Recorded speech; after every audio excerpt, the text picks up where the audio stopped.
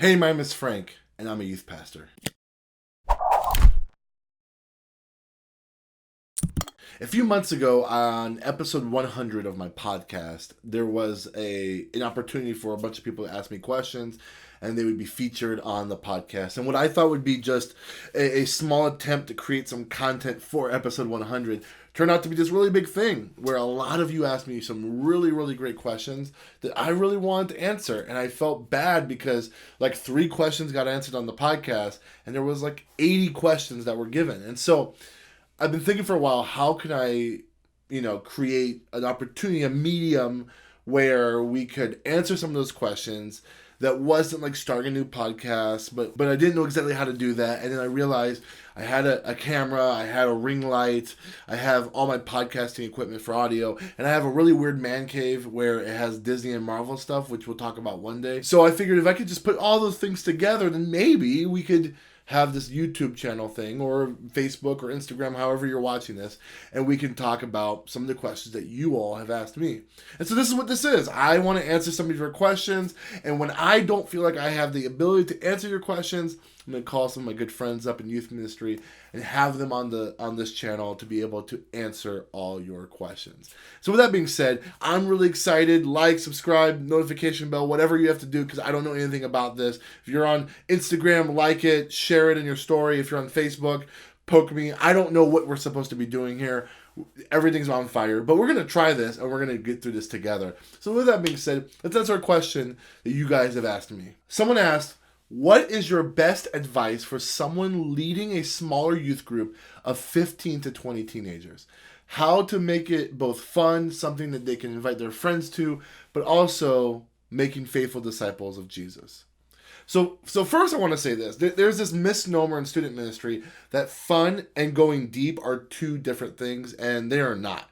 I believe fun is the equity to be able to speak into the lives of students. When you make the environment fun, when you use humor in your messages, when you give opportunities for students to be able to just relax, put their walls down and laugh and to be able to enjoy themselves, then that is when you get the ability to speak into the lives of those kids and ask deep questions and challenge them on sin and be able to do all the things that you as a youth pastor want to do.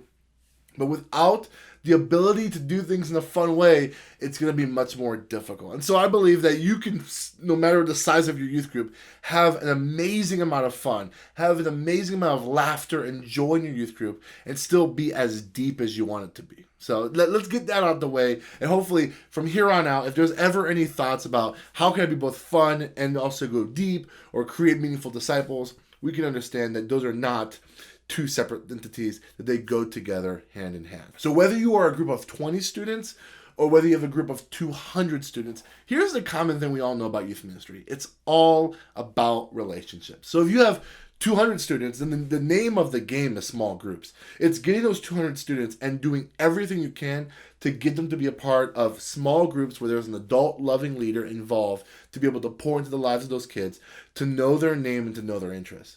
If you have 20 students, then the name of the game is you getting to know every single one of those 20 students, knowing their name, and also knowing their interests. The reason why this is important is that as you grow larger, the formality becomes more ingrained, right? Like when you get bigger, you're going to have to create systems and structure in place to just purely control that crowd and also have leaders in place to be able to give each kid that meaningful relationship.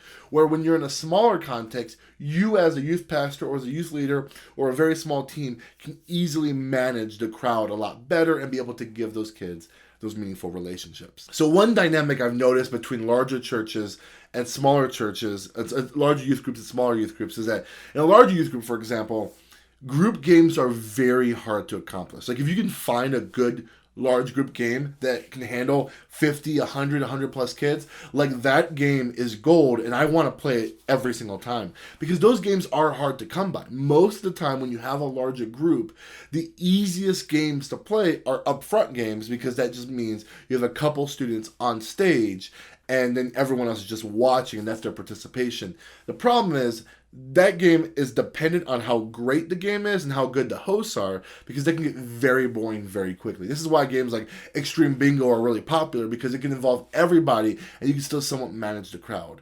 One thing I think is great for smaller youth group is that you can play almost exclusively group games every single week, and that is like so fun, and kids love those type of games. Like in my group, if I'm able to bust out like Shuffle Your Buns, Human Tic-Tac-Toe, or Whack-A-Kid, which are all games I've talked about on my podcast before, those games are like the most fun games that our kids keep saying, why, we don't want to end it, can we keep going, can we skip worship to keep playing this? Like those are the games that my kids love to do. But as we get bigger, it's harder to do that, because one, we don't have enough chairs to make a big circle, or we don't necessarily have the right space to be able to do some of these group games, where if you are in a smaller context, you can do that all the time. So if you're thinking about how can I keep in a small youth group a lot of fun, I would say always think group game first. Like what, like whenever you're going to your programming for the week, think, what is a group game that we could play this week that we didn't play the week before, that would involve everybody, that's safe and every kid can enjoy it, that's easy to learn? What is a game that we can do? And then, like, I can't come up with anything else type of situation, then maybe look into your upfront games.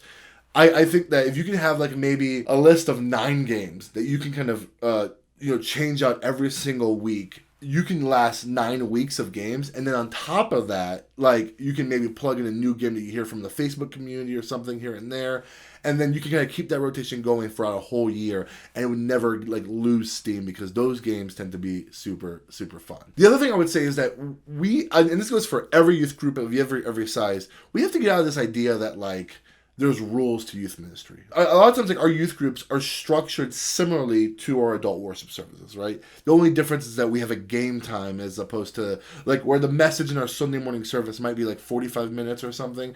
Like, we'll chop the sermon maybe in half and add a game time, or maybe our services are longer to accommodate game time and small groups into it. Like, we think that there's the same structure because, you know, we learned this in our Bible colleges or our seminaries. Like, these are the structures for our youth ministry.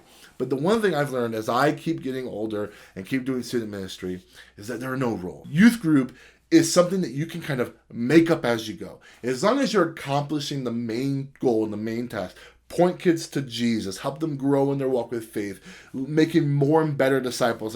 Like that is the ultimate goal. This is the sandbox we get to play in. And so we don't have to always be doing like a welcome time, 15 minutes of games, 3 songs, a message to small groups. You can kind of play with that. And I think the best way I can see that play out, especially in smaller youth groups, is your message time. For some reason, I think a lot of us, when we got into student ministry, we have these people we admire, these speakers that we love, and we want to be like them. So we think that every time we go to youth group, I have to prepare a 20 to 25 minute message that's like engaging and funny or deep, and 3-point sermons and whatever we think is what we got into this ministry. This is why we do it. And the reality is like, one, not all kids learn from like sitting in a row looking at a person talk to them. Not all kids learn in a way that like they have to take down notes and get point 1, point 2, and point 3. Some kids learn by using their hands. Some kids learn by acting. Some kids learn by talking and interacting and engaging. And so one thing I've learned as a youth pastor is that when I can, I'm going to switch things up in my messages.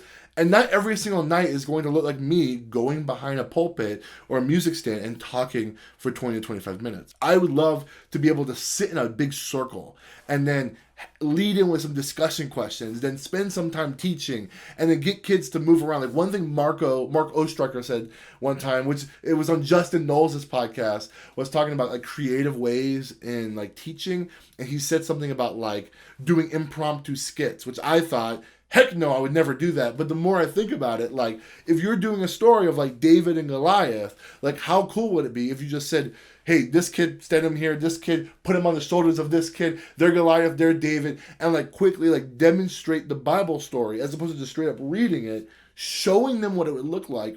The fact that they're interacting, engaging, and giggling and laughing and seeing the silliness of it all, they're learning more than you just saying, well, in the Bible it says this. Does that make sense? Like, I think that having unique opportunities in your teaching is going to create a unique environment. And I think you lose that the bigger your group gets. Unless you're way more creative than me, as we get bigger, it's harder to control the room and harder to control the crowd when you are not doing, as opposed to like tables or rows facing a person in the front. So don't miss this opportunity when you're in a smaller youth group to kind of do like a hybrid small group, large group format where kids are more interactive, kids are engaging. Maybe you're taking a break, doing something, then coming back, using like videos or music or other sensory things. Like there's a lot of freedom you have when you're smaller that you kind of lose when you're bigger, and you have to get way more complicated and way more like creative the bigger you get, because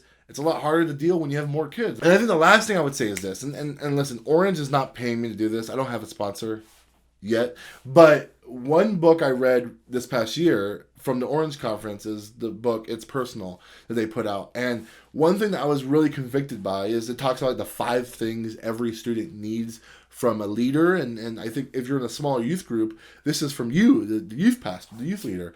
And it talks about stuff like knowing their context, knowing where they're from, knowing their name, all this kind of things. And I think the most important thing as a youth pastor, if you're in a smaller context, stop looking at the larger church. That's an irrelevant. They're not your competition, and they're not something that you necessarily have to strive for. What you should be focusing right now is the group you have, the kids in your group, and the kids in the schools that you're reaching into, and say, how can I be the best youth pastor in my context, in my group today? And what that looks like for a small youth group is you getting crazy personal. That means inviting your kids to your house, inviting your kids to your backyard, grilling for them, getting them outside of just the 4 walls of your church and making them feel like that you're not just like the youth pastor, but they're your youth pastor. And I think that was huge for me. When I was growing up, I went to a small youth group, and the thing that kept me in my youth group, and the reason why I didn't go to the big youth group down the street or anything like that, is because I felt like I was known in my youth group. My youth pastor knew my name. He knew my interests. He came to my football games. And my small group leader was in my life and involved. And that is what changed everything for me. And I think that's what kept me going to church. And looking back, what keeps me going to church is that personal relationship that I had with my youth pastor and my youth leader. And I think what's going to be the biggest challenge in all of this is when you have a great youth group that's like maybe on the smaller side because it feels so personal and such a family, is helping students realize that it doesn't end here. Like as much as we're a family, there's still more room in this family for other people. And teaching students to say, hey, reach out to your friends. Let them come in here and make them feel welcome. And there's this like weird tension with kids that they feel like if we bring outsiders in, it's going to ruin the relationship. And creating this idea that like, that is not true. Like our call is to evangelize and outreach and reach the lost. And if we are just so inward focused that it's just us and our family, we are not doing the right thing. So I think that's the biggest challenge. When you have a group of 15 to 20, you have this unique opportunity where you can know everyone's name and be personal. But as you build that family, which you should be building, the community that's very unique to smaller youth groups, I think the challenge is to also have your same group realize there's something beautiful about inviting their friends to youth group. To saying that this family is not just for us. It's for those who we're trying to reach. Oh, that's all I got today. If you have any questions, reach out to me. If you want me to answer your question on this channel, this YouTube, whatever we're trying to do here, write in the comments, DM me. Check out my podcast, 15 Minutes with Frank. It's on iTunes. It's on everywhere else. Until next time, bye, buddies.